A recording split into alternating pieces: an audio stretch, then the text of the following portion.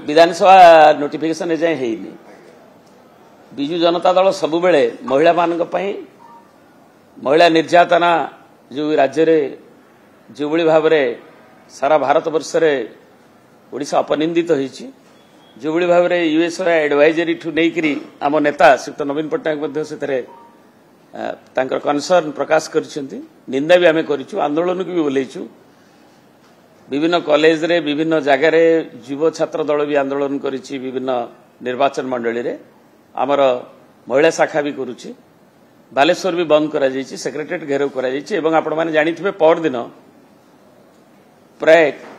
पाखापाखि 20,000 हजार लोकंकर उपस्थिति रे जनसाधारणकर विभिन्न आरडीसी तीनोटी जगह स्थान रे कटक रे संबलपुर रे बरहमपुर रे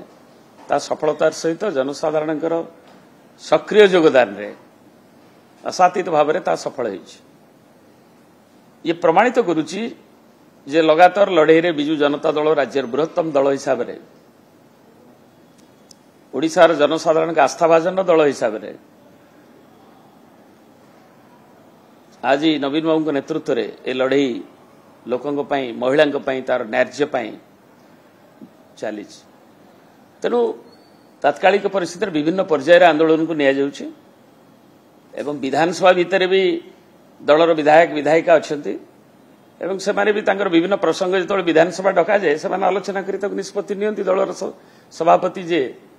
श्रीयुक्त नवीन पट्टनायक से विषय निष्पत्ति नियंती विधायक दल ही ए विषय आलोचना करे तेणु सेमाने जेकोसी स्थिति से किंतु आस्था जनसाधारणकर धीरे धीरे ये सरकार रु 13 मास भितर